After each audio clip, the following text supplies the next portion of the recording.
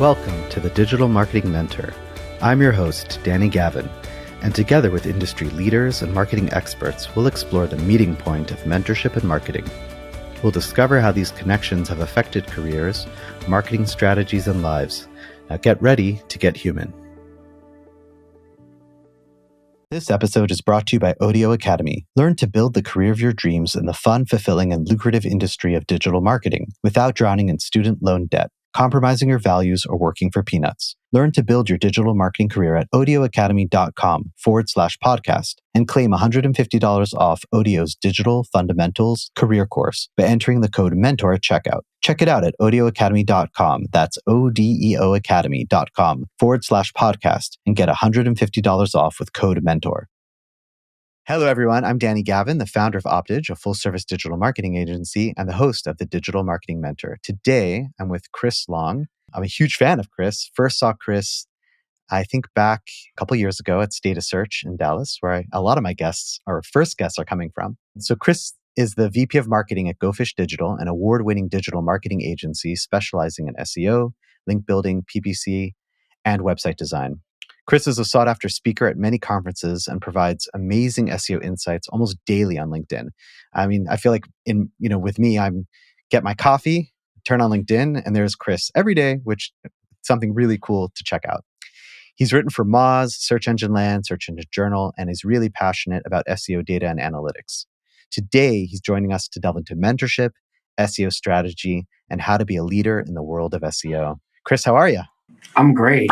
Good to be here, Danny. And thanks so much for having me, and appreciate the Stata Search throwback. I think it was one of my first national SEO conference. So I always hold a very special place in my heart for Stata Search, because that really kind of was the thing that got that opened up even more opportunities. It was really awesome to do that 2 years. And I remember I think you were on the main stage and you seemed cool as a cucumber. So I would have never known that was one of the first biggies, but that's amazing. Yeah, it was a great experience. I think it was on a link equity topic. But yeah, that's where I met Paul Shapiro, a lot of people who I still consider mentors to this day. So let's talk about where you went to school and what you studied. Sure. So I went to school at the University of Pittsburg from 2009 to 13.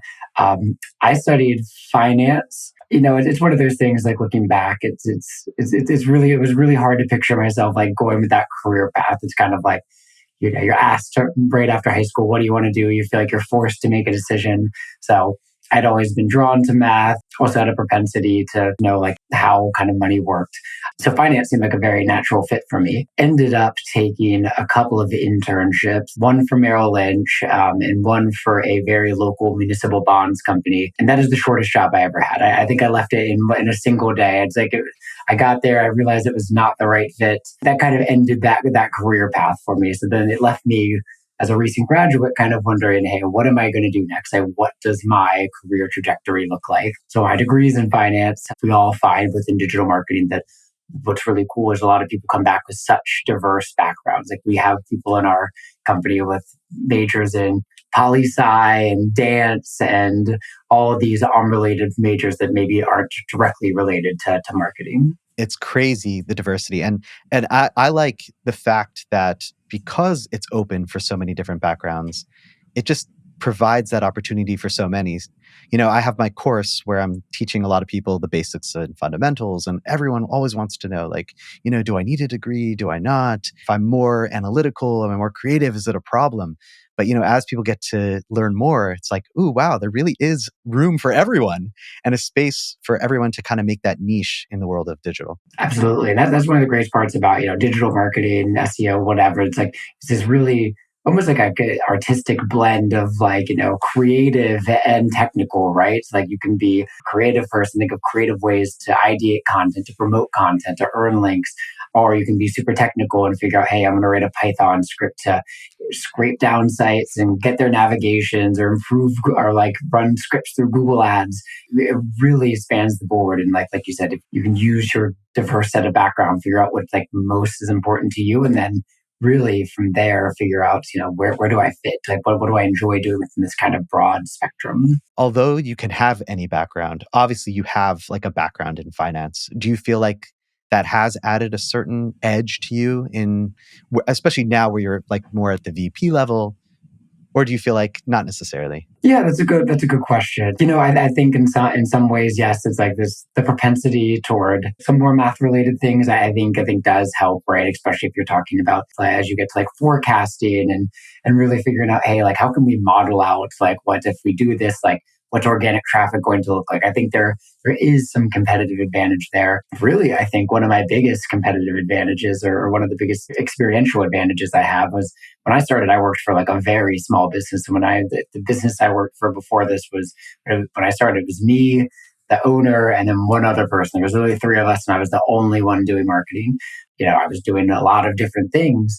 I think the really great part was that I got to really work day to day with like a small business owner and like talk to him and see what he was going through, like talking through the problems of the business. And it's like really when you have that level of access, that it really gets you to understand marketing, not just from a marketing perspective, but how it folds into like the larger business perspective. What did SEO mean to him and his business specifically? And like really getting his perspective more, which I think helps, sort of me well in my career, understanding, hey, every manager I've had, kind of what's their perspective, and then also our clients as well. Hey, if I'm working with whether it's a enterprise company or a small business owner, like understanding, hey, what are they thinking? Like what perspective of search or Google Ads or PPC are they taking, right?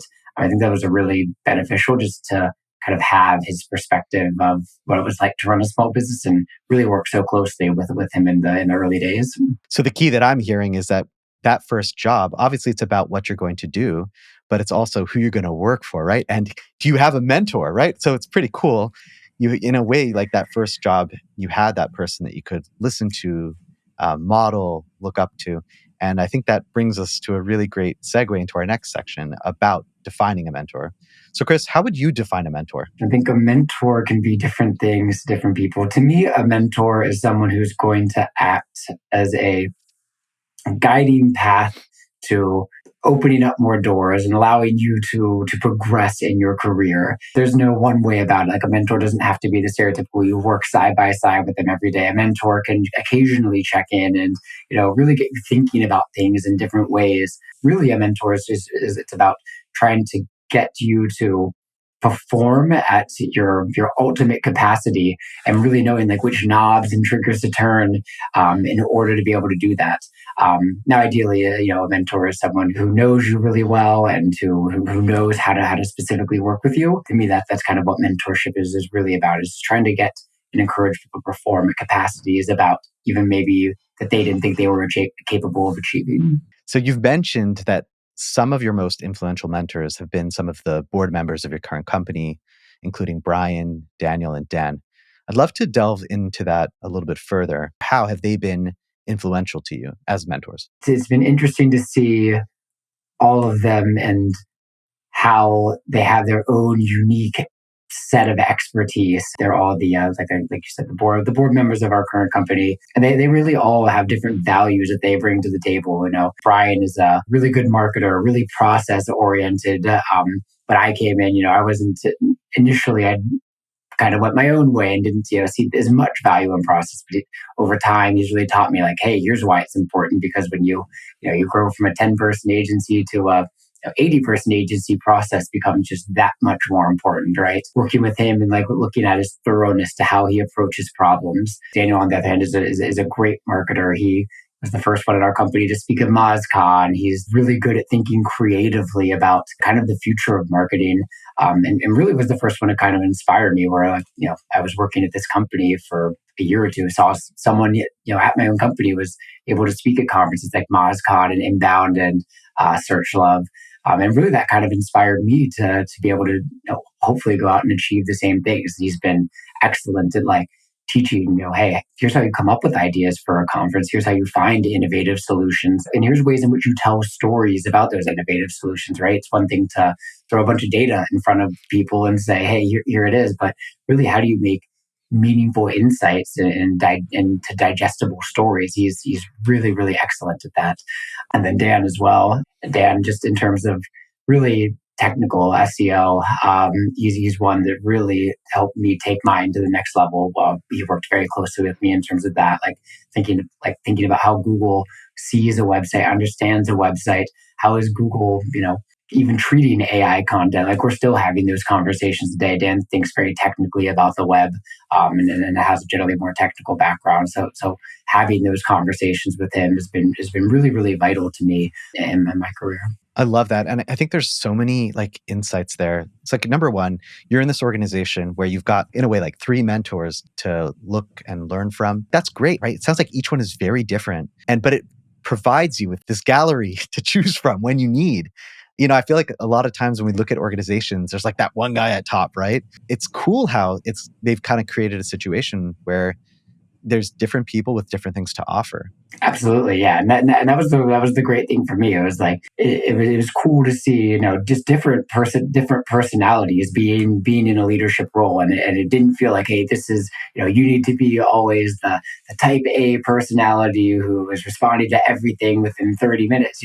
Some of them are more like that, but others aren't. So it was really really interesting to be able to see kind of their different personalities and really really kind of analyze, like, hey, where are my weaknesses and where could I be more like Brian and where could I be more like Daniel? But if I'm doing some marketing or trying to create a process, really, I think it provided a great opportunity to learn. And that's one thing I try to encourage people to do too, is really to be observant, right? It doesn't even have to be with like someone who you consider a mentor directly, but like everyone has things that they're better at than you, right? Whether it's communication, technical abilities, whatever the case is, and really just to be an observer, right? Like you've seen someone who's successful in your organization, whether they're a mentor or not, like taking a step back to analyze, like, hey, what are they doing that's making them so successful? Are they just they might not be the most technical person, but maybe they're just a really great communicator, really great at selling their vision.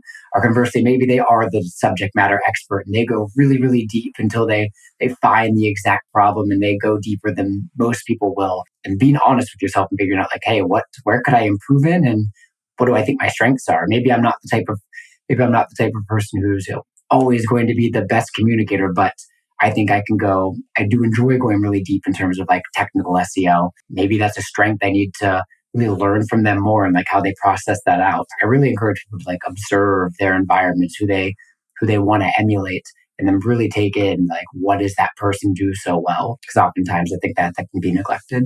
Yeah. And that makes me think of another point. A lot of people approach me and it's like, what's the right thing to do? You can stay in your position and then get deep, right? You're learning SEO, but then you get deeper and you understand more technical SEO, and then you can write Python and so on and so forth. While other people look at success as kind of like going up the ranks of the ladder. Like, I'm a manager and a vice president, and you don't necessarily, get deeper in your knowledge, but now you're managing more people. Like to you, how would you answer someone like, what direction should I go in? What is considered success? Success to me is really relative to that individual person, I guess. It's like, yes, you have people who want to climb the ladder and go from associate to manager to senior manager to director, VP, president, like so on and so forth. Like, I think obviously that's definitely that's the traditional way that we view success, right? We know plenty of people. There are plenty of people who are that want to go where success to them is, I just want to be the best SEO or the best PPC analyst that I can be. Just allow me to have time to work on interesting client accounts, to go really deep on problems, to configure really complex search strategies for clients, right? I think it's really a matter of being like reflective and being like truly honest with what you like. Like if you really love to manage people, then yeah, the management track is going to be a great track for you. However, I still there's a ton of value in the individual contributor track, right? The value of being able to be a subject matter expert, be able to sell your vision to clients, right? To be able to form strategies for them, I think is also super super valuable. So it's really a matter of like what is important to that individual person. I truly think there's no one definition of success. A great post that I've read on this, especially with digital marketing's careers, is by Rand Fishkin, where he basically talks about the fact that his wife was in a role, she was a great individual contributor, and then she was promoted to be a manager. And then, over time, they found out that might not be the best fit. So really, what his point is that organizations are so frequently trying to make great individual contributors into managers. But really, that's an error in two different ways because one, you may promoted someone into a management position who really maybe that's not a good fit for them or even what they want. And then two, you lost a great individual contributor, someone who was performing at a really high level for you. You haven't backfilled that, right? I tend to think less linearly, like the success is only being like, manager and plus and above, and you get into managing people. I think success is really, what do you want from a career? But if you can wake up and enjoy doing the work, like to me, that defines success. That is so true. And thank you for sharing that with our listeners. So who do you mentor in your current role? My mentorship kind of, evolves in different ways, right? A lot of it's the SEO team at large at Go Fish Digital. That's kind of where I kind of grew up my roots. So I have a lot of good knowledge there. I'm really trying to figure out and work a lot of times working with the team and saying figuring out, hey, where there are areas that you're strong in, where there's skill gaps, what could you be improved? Also working with our VP of SEO, Brian, who really heads up a lot of the SEO mentorship specifically on our team. So he does a great job of really being a resource to them, providing trainings, really understanding their problems and really figuring out hey, what are you going to face in day-to-day situations? And how can we best equip you to be more confident when those situations, even if they are more difficult, arise. A large part of it's the SEO team, and we're also working on as well, so the analytics team at our company as well. So really figuring out, hey, if there's an analytics problem, how do we troubleshoot that? How do we implement something that we maybe not have before for an individual client? Do you have any specific processes or strategies that you use to help ensure that mentoring is part of your company culture? One, we have monthly one-on-ones with every single employee, right? And that's one of the best ways to ensure that it happens. I believe it's another book. It's called High Output Management by Andrew Grove. Could be wrong on the author, but anyways, he basically talks about how the one-on-one is really essential for company culture, right? A lot of times people, I think, get the one-on-one wrong. People sometimes think it's for the boss or the manager to really talk to the individual employee, but really it should be reversed. Really, the one-on-one is that individual, team member's time to really talk through their problems with their manager. Like, how can their manager act as an advocate, act as a way to help them overcome some of the hurdles that they're having. So maybe they're having problems figuring out something technical. Well, the manager can help them figure out how they can get the resources they are to overcome that, or a specific client problem. Maybe the manager doesn't even know, but it's just their role to connect them with the right people. Maybe the team member's having problems getting something pushed through internally. So maybe the manager can be can act as a source of being able to do that. And once again, connecting with the right people and figuring out, hey, how can we solve this problem together? So I think a lot of I think the one-on-ones they maybe can get a bad rep, but they really provide, we feel like our team members, the great opportunity to meet with their individual managers and have their managers help act as a career growth path for them. I love that. And I love switching it on its head. I heard from others, that's why it's really about that person when they come to the meeting, they need to have their agenda. And these are the things that I want to cover, right?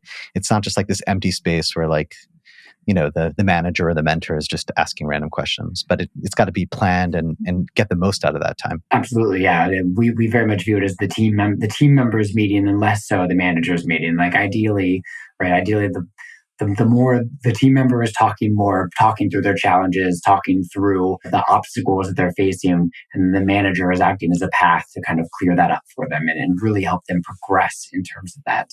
Are there any traits that you've experienced from your own mentors that you knew you want to embody as a mentor yourself? One, just a natural curiosity for things, because I think that's contagious, right? To be truly, genuinely curious about whatever it is, whatever career path you're on. Once again, if we're talking digital marketing, whether it's SEO, PPC, analytics, whatever the case is, be truly curious about, hey, why is Google treating this way? Why are we seeing this weird indexation issue? Or, hey, this thing isn't tracking properly.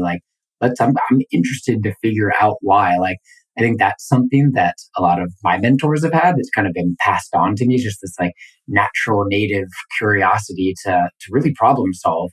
And really at the end of the day, that's what a lot of us are doing. So I think that's one of the foremost traits I've seen in mentors is really passing on that native inherent curiosity that they have.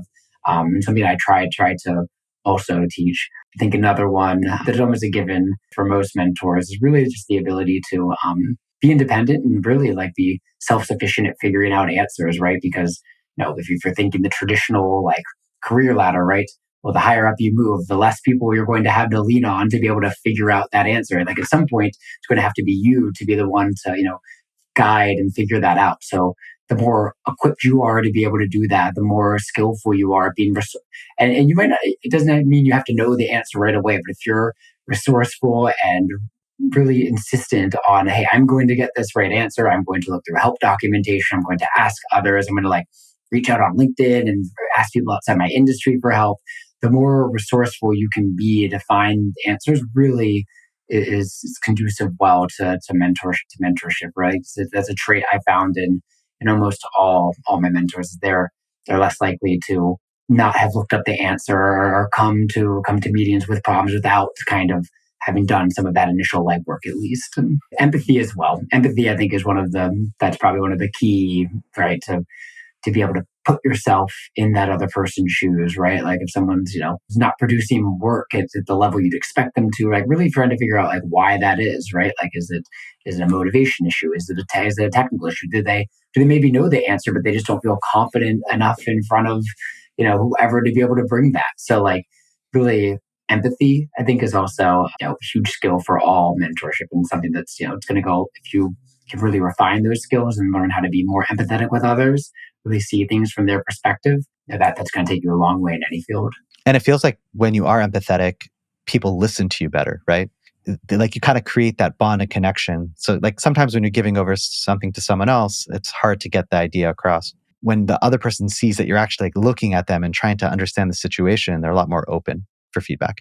Yeah, I think a lot of times just expressing empathy, you're more listening as opposed to talking at the person, right? So it really, you're coming at the solution together as opposed to butting heads immediately. I think that's just one of the initial hurdles that you're able to break. And two, I think it just allows you to better figure out the source of whatever problem is going on, like a lot faster, right?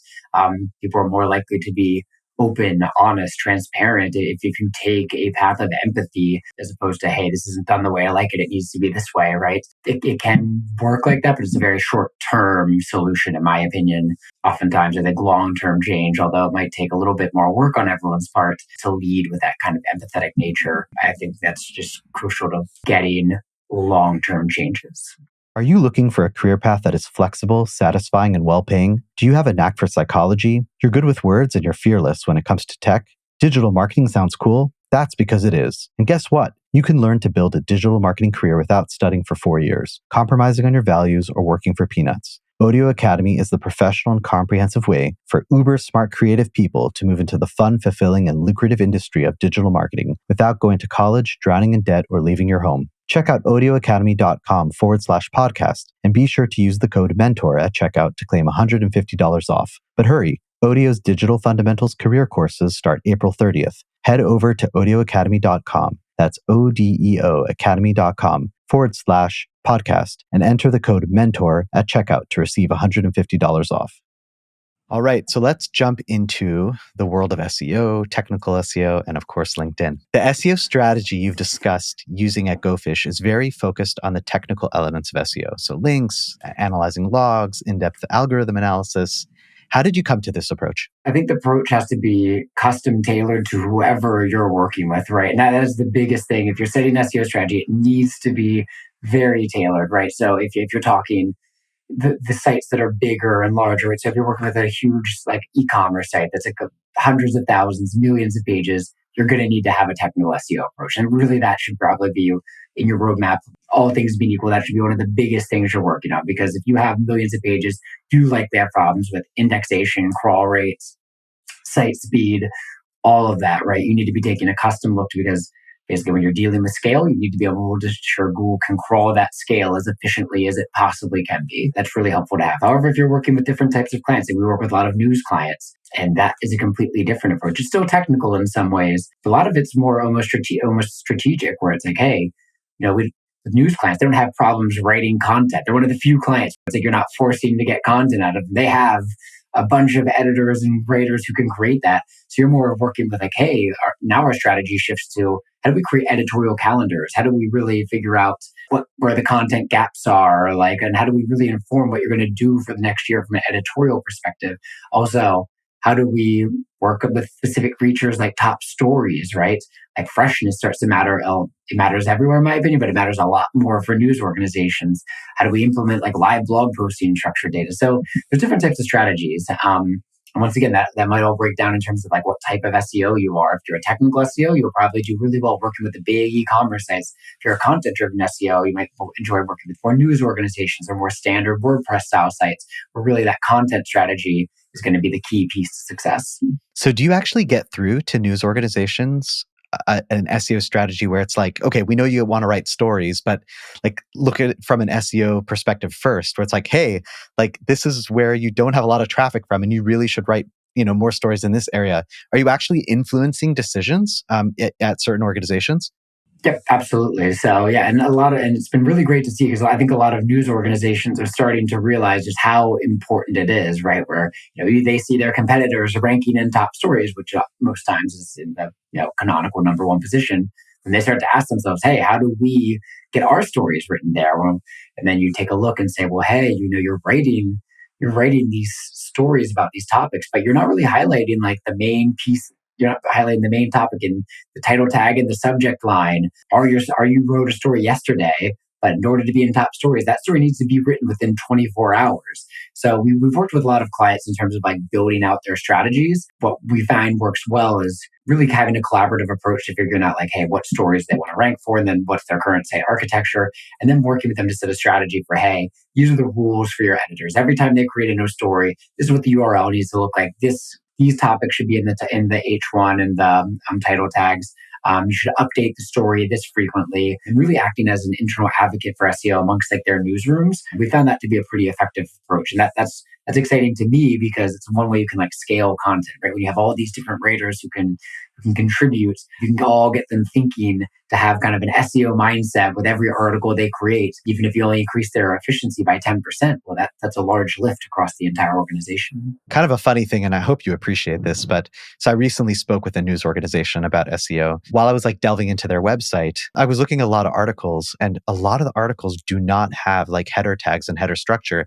And it's like so backwards to me because it's like, I know when I teach about header tags, it's like, yeah, you guys know newspapers, and this is how, you got your main title and subtitles.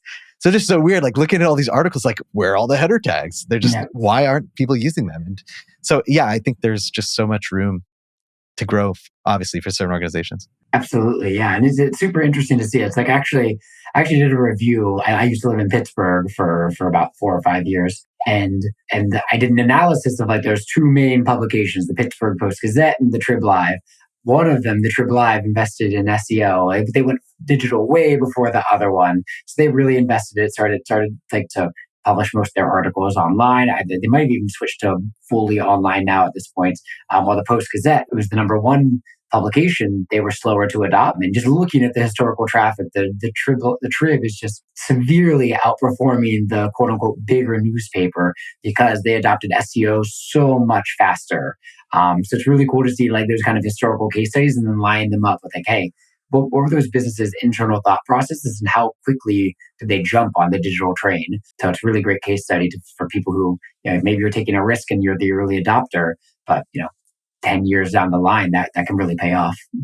I know the following question is going to be a little bold, but do you think it's going to be the same with AI and ChatGPT for news organizations in particular, the ones who do adopt it? And obviously, there's ethics involved, and we're not necessarily saying like pumping out full articles, but do you think like the ones who do adapt it they're going to be the winners in a couple of years from now, and the ones who are scared that they're going to be left to the wayside? I think it's a good question. I think there's some nuance. I would say the people in general and the SEOs who adopt and aren't afraid of technologies like ChatGPT and utilize them to their full advantage are going to be the winners moving forward. If you can use it to improve your processes, if you can improve it to write structured data more effectively, to ideate content, to really scale like what you're able to do, you are going to be more efficient. Like everyone should be running to ChatGPT and using it to its full efficiency as soon as possible. I think where it gets a little more touch and go is the content creation standpoint. Now, Google has come out and said that AI, if it's valuable, AI generated content is okay by them. We'll see if they stick to that, because everything else, the helpful content update shows us it was almost like a stance against AI content, saying, hey, this content needs to be not just written for search, it needs to be like actually helpful to users. And really, what Google is looking for long term is they want content that adds new information, right? So if you have things like original data, custom images. So I think it'll be interesting. I think it'll be interesting to see. I still think sites that really focus on having kind of like a unique value proposition and unique content are really going to be the big winners, especially as AI content just gets more accessible. I think people who take the extra time to add data to their content to really make it more unique than something that an AI producer can spit out is going to be a huge competitive advantage. But there's absolutely no ignoring the fact that like AI in the search results is here to stay, especially if Google and Bing start rolling it out directly into their platforms. To be continued. So you transitioned last year from senior SEO manager to VP of marketing. You've always been an SEO evangelist. How has this shift changed your focus at GoFish as you're now viewing things from a more 10,000 foot perspective? It is harder because with any role shift, right? You find yourself a little bit less in the marketing day to day and more in like the operational day to day. So really, I think one of the biggest challenges with that kind of shift is how to have more influence at scale within your organization. So before, you might be working on a specific SEO process and, refining that and teaching the team how to do that. But as you take on more, right, as you take on more verticals and then are talking to other team members, your kind of house of responsibility like grows in that way. And you really need to figure out like, hey, how can you best like assert your opinions and influence and whatever across all of these different kind of realms. So that's one of the biggest challenges, just kind of like how much more you inherit and then like you're kind of figuring out your ability to influence those different factors. That's not to say I still absolutely love the day-to-day of SEO. But that is one of the bigger role changes is just terms of like you're thinking about larger pieces of the pie, so to speak, and really how to influence them. And it really does become a lot more about like, hey, instead of this one individual tactic, I'm going to develop this process that, 20 people can follow. That becomes just more valuable the more growth there is within an organization or within yourself. So you've written for many different digital marketing blogs and publications. What does your writing process look like? Are you prompted by others with a topic and then you write to your expertise? Or are you prompted by your own curiosity and then research and write what you learn? A little bit of both. Yeah, it's a little bit of both. The articles that I enjoy writing the most are spawned by some type of curiosity, right? Like what I really enjoyed writing that didn't get a lot of traction, but I still loved it. We had a client who had individual log files, and we were seeing that when we reviewed the log files, Google was crawling certain URLs. But then when we checked the rules and basically how we structured Google's URL parameter tool, we actually told Google not to crawl those at all.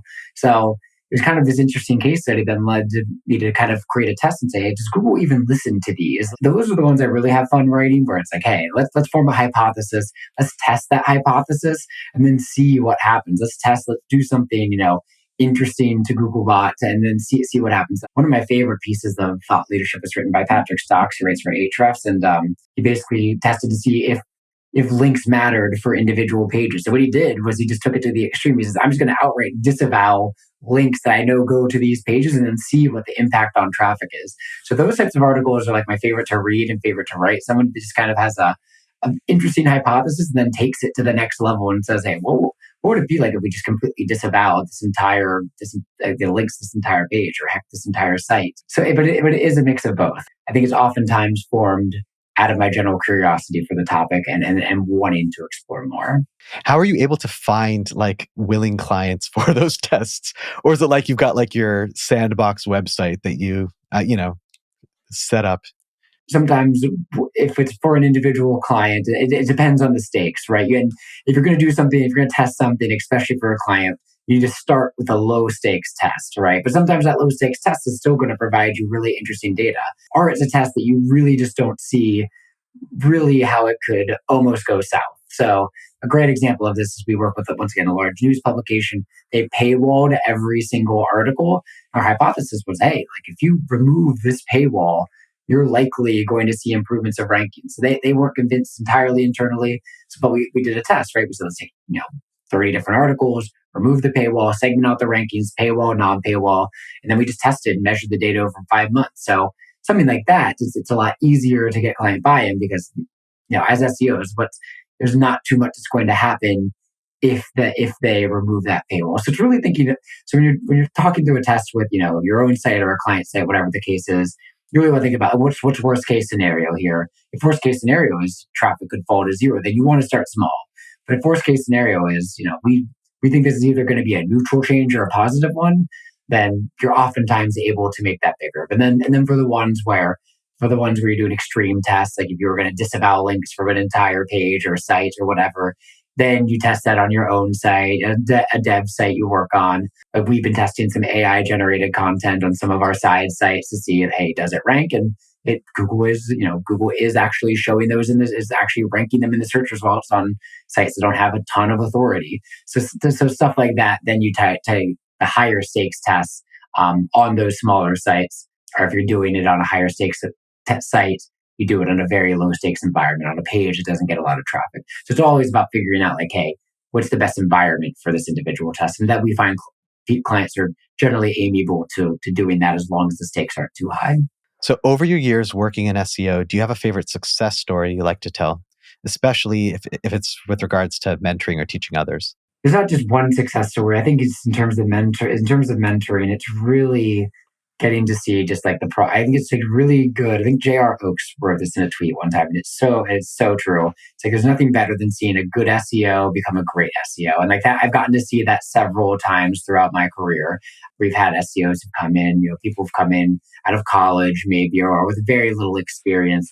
They just have such a natural hunger to learn, such a natural drive that, they start to get more involved on SEO Twitter. They start, getting involved in some of the great Slack channels out there, and really starting to educate themselves, and then start applying that to clients. Like I've got to see that quite a few times. It's just been really great to see. So I think that's one of the biggest. That's one of the best ways is to watch someone go from, maybe not even fully understanding of what SEO is to they start out as like an intern or something to really taking it to the next level. So I think that's one of my favorite kind of ways to see people grow is really, watching someone go from, hey, just learning to, hey, now they're an extremely strong SEO who's been able to work on like some of our biggest accounts. And I feel like you were like one of those people, right? You started off that way and then look where you are today. So when you can see it in someone else, it's like super rewarding. Yeah, it's very rewarding. Like, yeah, I started off very much on the content side of things. I had a ton of content experience coming into the job, but not a ton of technical experience. So that was the most meaningful change to my career, or from an SEO perspective, because maybe this is another good segue into good but I've had other good mentors, not only Dan who works, but Patrick, who I mentioned earlier. I used to live in the Raleigh area and I used to go to a lot of the meetup groups. And this is also a good piece for anyone who's looking for a mentor, right? Just go to those, like go out, get out of the house and go to those community events. Like there, I was able to meet Patrick. I was able to meet JR. I was able to meet Russ Jones. Like some of the greatest technical SEO minds just happened to be in Raleigh, North Carolina. And I was actively involved in going into the Raleigh SEO meetup. And I was able to, pick the brains of Patrick. If I was having a client problem, I might ask him. I actually was at a conference in September and just asked him the other day. Like, so it's, just being out, meeting people, being social, just being, genuinely interested in others. Once again, that empathy really can help you find some like great mentors along the way, because the SEO community is full of people who want to share their knowledge and are excited to share their knowledge. So it's just a matter of like going out and like connecting with those people oftentimes, just kind of having kind of that kind of initiative to do so. So, but also I would be remiss to admit if mine was not have part circumstance, right? Raleigh, North Carolina is like definitely a tech SEO like bubble, or tech SEO hub, I should say. And I was really fortunate to get to meet a lot of some of like the greatest technical SEO minds along the way. Yes. And we are so lucky to have the community that we do, right? Like, I think, I'm not saying people take it for granted, but not every discipline and industry has such an awesome community where you can actually just, reach out and say, hey, got this issue, or, and people are so willing to help. Right. And what other industry can you basically like learn for free? What other industry is there such an abundance of content out there where if you want to do any individual process from keyword research to link building, I guess the problem would be there's almost too much content. So it's hard to sort through what's real and what's not. I think that's a great part of the industry. It was like when I first came on, like it was, I found even then back in 2013, 2014, there was a ton of different articles, and Distilled had set up like a training course, and the Moz Beginner's Guide was out there, right? There's just so many different avenues to learn. So that was one of the things that was really exciting and made it really accessible. And that leads to my next question, because you're really part of this now. You're very active on LinkedIn. You're often sharing interesting insights and finds relevant to the industry almost daily. As many view LinkedIn as a job search platform and not really the professional social media platform it truly is, how do you think about your approach to how you communicate on the platform and the type of content that you share? Yeah, so I think as simple as I try to share the content that like I would be interested in. And I think that really trying to think of like, hey, what do I wish someone had told me down the line, right? So like if I find a certain if I find a certain tool or a certain technique or have a way of communicating SEO, like things that I think that some of the most interesting ones are, yes, like obviously hey, these are the technical SEO ones, but these are also, I also like the ones about here's how you communicate SEO, right? A screen recording like use a screen recording software. That even just that little change was like fundamentally different, where instead of having to write out long technical explanations, if I can just screen record something in 15 seconds and send it to you, like we both understand, you now understand it better, I don't have to write it out fully, like just those little things that there's no one necessarily like they're out there telling you to do. I think those tend to make really good, interesting ones to write about for me as well. I'm very interested about where the future of search is headed. So those are always good ones. And then yes, I think technical SEO, I still think there's the I think people would say that's one of the biggest gaps in terms of skill sets. I think there's always an appetite to learn more. People want to know more technical SEO. Hey, what changes is Google making? How do I look at like a really large site that might intimidate me? E-commerce sites are notorious for that. So I think that's also just interesting for me to go out and write about. So you're definitely the SEO expert. As we wind down, let's talk about personal development. What are your top 3 personal development books that you recommend to our audience? A few that come to mind. One, How to Win Friends and Influence People, which is probably one of the best personal development books I've read, right? Like I think there's so much to learn from it. It's written, I think nearly 100 years ago. But all the philosophies still remain the same, right? Really, once again, it teaches just basic empathy, how to really put yourself in the other person's shoes, really how to always put terms and things of like their interests, right? I think that's if you're going to be in management, if you're going to be really just dealing with people, which any role is, whether you're an analyst, a manager, and up, that book has been absolutely crucial. Outliers by Malcolm Gladwell was also another one that's been fundamental to me and really changing my thought process. Really, that what it comes down to is taking advantage of opportunities that are presented to you. His book talks a lot about how like early opportunities and maybe what that might seem small in the beginning turn over time into like large shifts, right? So he'll talk about, people who are born in certain years that end up being more likely to become pro hockey players because of how they set the date ranges in the early years. But then the kids who are slightly bigger get more playing time, more coaching attention. And, it just expounds upon itself as you go down. So Outliers is another really great one in order to be able to kind of like learn those skills. And How to Talk to Anyone is another really good one if you're interested in how to win friends and influence people. I actually just finished that one up, and it provides about 90 plus different tips about how to really network, meet people, empathize with them, always kind of have something to say no matter what situation you're in. A little bit more modern example of how to win friends, a little more applicable to what the situations you might work with are going to be. So what's next? What are you working on this year? Like, what's the big goal? I think the big thing, at least in the search industry, is going to be one, everyone keeping their eye out for AI, right? And like, I'll be very interested to see how that all plays out. How do people use it? How does that change customer behavior? I mean, I think there's no ignoring at that point that that's going to be one of the futures for search. In terms of me, I'm excited. I'm excited to keep contributing to the industry, writing for LinkedIn, I'll be speaking at MozCon in August, and then also contributing to our newsletter, which is called The Splash, where we give kind of highlights of different SEO news on a bi-weekly basis. So that's what I'm looking forward to this year. I think there's going to be a lot of interesting changes coming to SEO and in a pretty short time. And I can't wait to continue hearing your perspective. So where can listeners learn more about you and your organization? If you want to learn more about our organization, our website, gofishdigital.com. As well, I post, like as you mentioned, I post on LinkedIn daily at this point. You can follow me on LinkedIn. It's Chris-Long-Marketing on LinkedIn. I also am on Twitter at GoFishChris. This is some of the different ways that you can connect with me. And like I said, the Splash newsletter, if you want to be kept up to date with all the latest SEO news and digital marketing news. It's been such a pleasure having you on. It's so cool to, I want to say like in person, not yet, hopefully in August, but thank you for being a guest on the Digital Marketing Mentor. And thank you listeners for tuning into the Digital Marketing Mentor. Yep. Thanks so much for having me, Danny. Thank you for listening to the Digital Marketing Mentor podcast. Be sure to check us out online at thedmmentor.com and at the DM Mentor on Instagram. And don't forget to subscribe on Apple Podcasts, Spotify, or wherever you listen to your podcasts for more marketing mentor magic. See you next time.